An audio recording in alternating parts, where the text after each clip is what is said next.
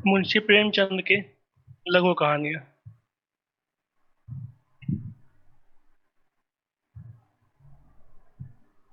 धनपत राय श्रीवास्तव, जिन्हें उनके उपनाम प्रेमचंद के आधार पर मुंशी प्रेमचंद के नाम से जाना जाता है, एक भारतीय लेखक थे जो अपने आधुनिक हिंदुस्तानी साहित्य के लिए प्रसिद्ध थे।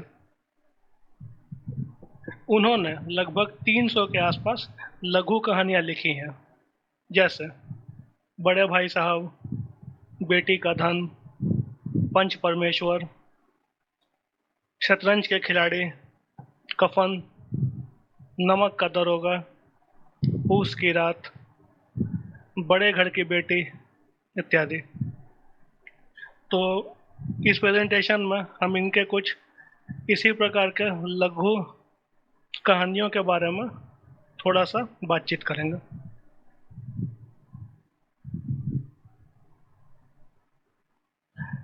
पहले बात करते हैं कफन के बारे में। प्रेमचंद की कफन मानवता के अंधेरे पक्ष को उजागर करती है। घीसू और उसकी पत्नी झुनिया को माधव को दफनाने के लिए कफन चाहिए था, लेकिन जब वे कफन लेकर घर की ओर वापस आ रहे थे तो उनके सामने व्याकुलता और प्रलोभन के कई क्षण आते हैं जो उन्हें अपने शुरुआती उद्देश्य से भटका देते हैं। अंततः वे माधव के बारे में भूल भी जाते हैं और इसके बजाय माधव के अंतिम क्रिया के लिए जो उन्होंने दान से पैसा जमा किया होता है, वे उसे शराब, भोजन और अस्थायी सुख की अपनी इच्छाओं के आगे भेंट चढ़ा देते हैं। घटनाओं की एक विकृत मोड़ में घीसू और झुनिया उसी कफन से खुद को भी ढकने के लिए उपयोग करने लगते हैं जिसे वो एक मृत व्यक्ति माधव के लिए लेके अपने घर की ओर जा रहे थे।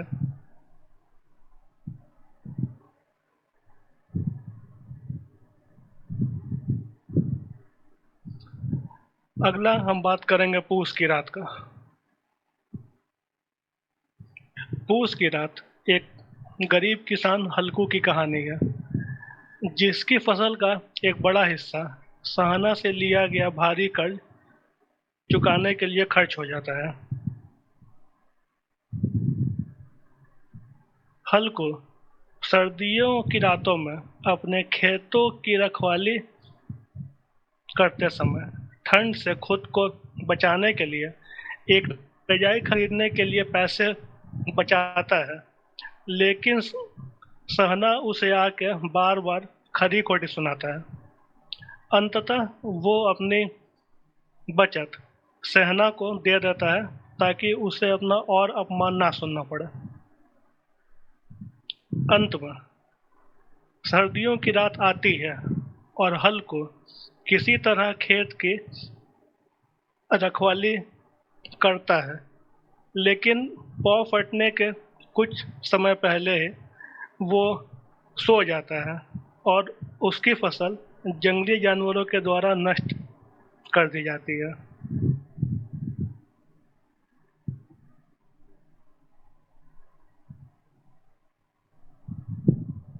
अगला हम बात करेंगे लघु कहानी दो बैल के बारे में। ये कहानी हीरा और मोती नाम के दो बैलों के इर्द गिर्द घूमती है। दोनों बैल अपने मालिक से अलग होने के बाद बहुत सारी समस्याओं का सामना करते हैं, लेकिन वे कभी भी अलग नहीं होते हैं और एक दूसरे का साथ नहीं छोड़ते हैं। और आखिरकार तरह तरह की परिस्थिति के अनुसार वे आखिरकार घूम फिरकर अपने पुराने मालिक के पास ही वापस चले आते हैं।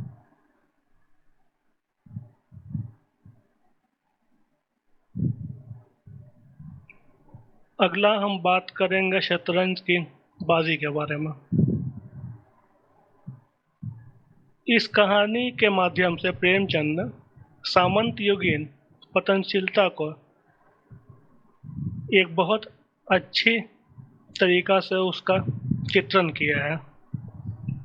इस कहानी में शतरंज के दो खिलाड़ियों मिर्जा और मीर के शतरंजी दांव पेचों तथा मनस्थितियों का सजीव चित्रण हुआ है, किंतु कहानी का कथ्य केवल इतना ही नहीं है।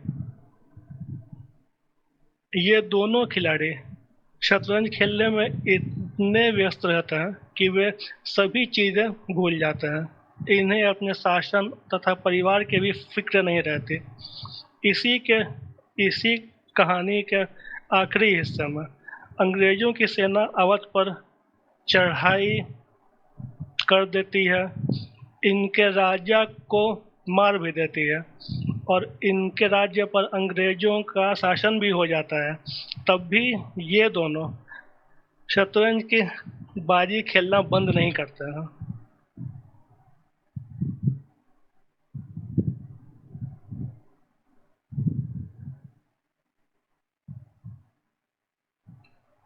आगे हम बात करेंगे नमक के दारोगा की।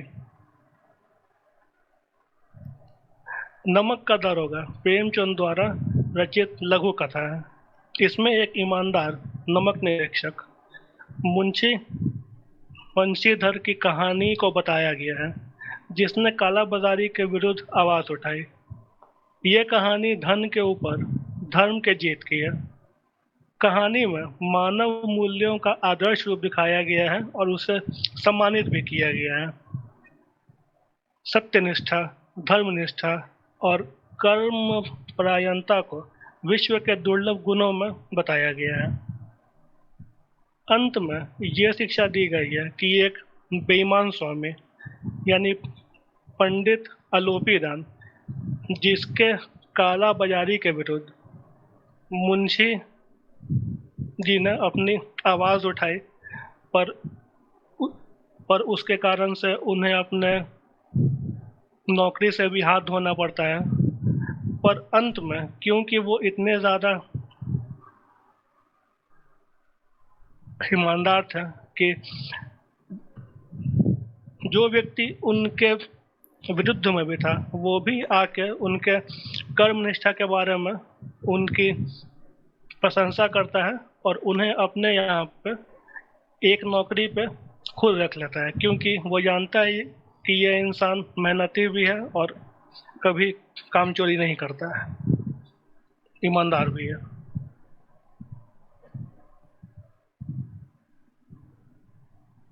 इसके बाद हम बात करेंगे बड़े भाई साहब के बारे में। बड़े भाई साहब कहानी प्रेमचंद द्वारा लिखित है।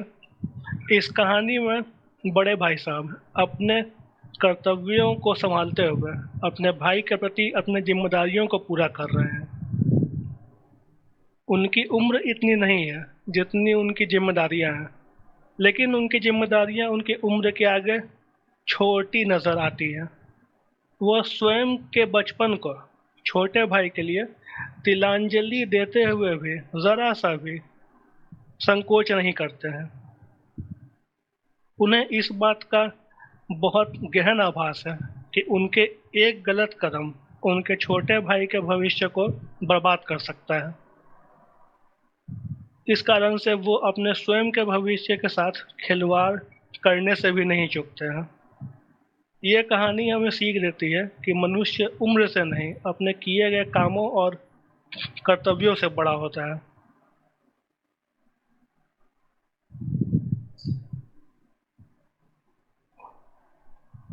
और आखिरी में हम पहुंचते हैं अपने निष्कर्ष पर।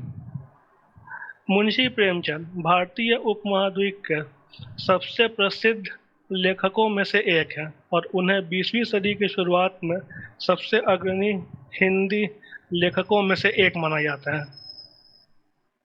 उनकी कृतियों में 1 दर्जन से अधिक उपन्यास, लगभग 300 लघु कथाएं, कई निबंध और कई विदेशी साहित्यिक कृतियों का हिंदी में अनुवाद करना भी शामिल है। इन सभी चीज़ों ने भारतीय उपमहाद्वीप के साहित्य पर चिरस्थायी प्रभाव डालने में बहुत बड़ा योगदान दिया है। और इसी के साथ हम अपने प्रेजेंटेशन को समाप्त करना चाहेंगे।